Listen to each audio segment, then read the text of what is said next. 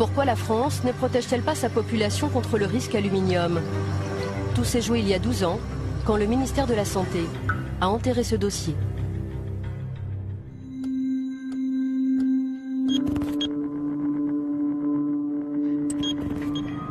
En 1998, une équipe épidémiologique de Bordeaux travaille sur la maladie d'Alzheimer. Elle fait une découverte importante. Une forte teneur en aluminium dans l'eau du robinet pourrait être un facteur de risque de la maladie d'Alzheimer. C'est Jean-François Dartigues qui a supervisé cette étude. Elle a été publiée par son équipe à l'INSERM, un institut de recherche qui dépend du ministère de la Santé. Ses conclusions étaient formelles. L'aluminium multiplierait par 2 le risque de la maladie d'Alzheimer. L'exposition à un taux d'aluminium dans l'eau d'adduction supérieur à 100 microgrammes par litre était associée à un risque majoré de maladie d'Alzheimer, un risque à peu près augmenté de 50%. 100 microgrammes par litre, c'est la moitié de la norme actuelle. Cette information fait l'effet d'une bombe et les gros titres de France Soir. Le 14 octobre 1998, ce journaliste publie l'information. Voilà l'article qu'on avait sorti à l'époque, donc avec les déclarations de Jean-François Dartigues et d'un certain nombre de scientifiques. Enfin bon, ça a été donc l'explosion immédiate. Lorsque Roger Langlais contacte Jean-François Dartigues, le chercheur est catégorique sur ses résultats. J'ai appelé Dartigues, celui qui dirigeait l'unité de recherche.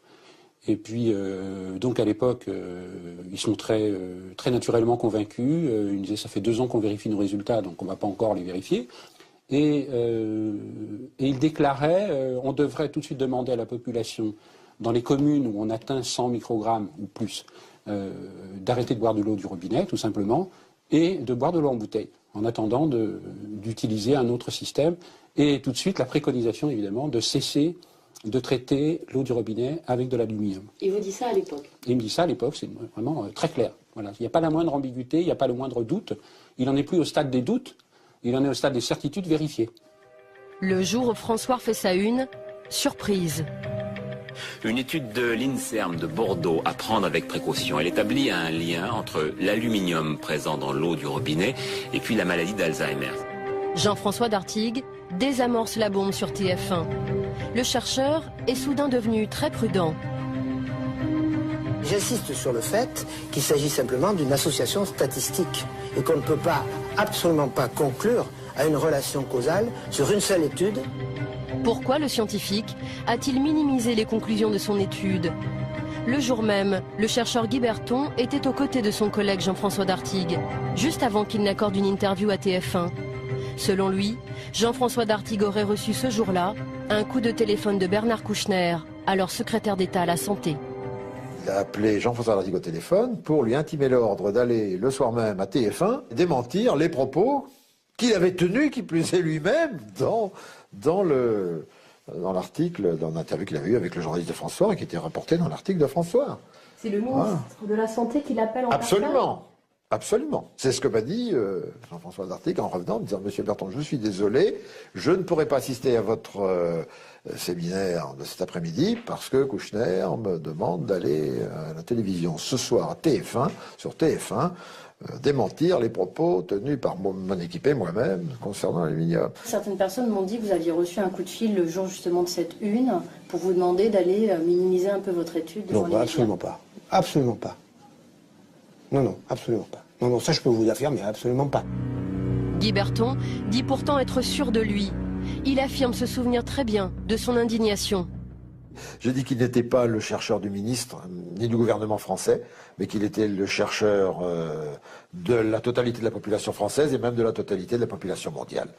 Voilà, c'est ça un chercheur. Le chercheur n'a pas de compte à rendre à un ministre. Voilà. Il a un compte à rendre à sa conscience, c'est tout. Et qu'est-ce qu'il vous dit, lui, comme réponse? La réponse a été très simple. Alors là, je m'en souviens comme si c'était hier. Il a répondu oui, mais moi, si je veux des crédits l'année prochaine pour mon unité. Voilà, c'est tout. Malgré nos multiples relances, la chargée de presse du ministre Bernard Kouchner n'a pas donné suite à notre demande d'interview. Je vous confirme que son emploi du temps est très chargé. Nous devons déjà refuser beaucoup de demandes d'entretien sur des sujets d'actualité essentiels. Les scientifiques vont se faire discrets, mais 2 ans plus tard, le ministère de la Santé commande tout de même une étude à l'AFSA. C'est l'organisme d'État qui veille sur la sécurité alimentaire des Français. En 2003, voici son rapport. 16 millions de Français boivent une eau traitée au sel d'aluminium. Près de 4 millions boivent même une eau qui dépasse la norme. Et pourtant, selon les experts de l'AFSA, il n'apparaît pas nécessaire de fixer pour les eaux une référence de qualité inférieure à 200 microgrammes par litre. pour l'AFSA, l'affaire est réglée, on ne touche pas à la norme.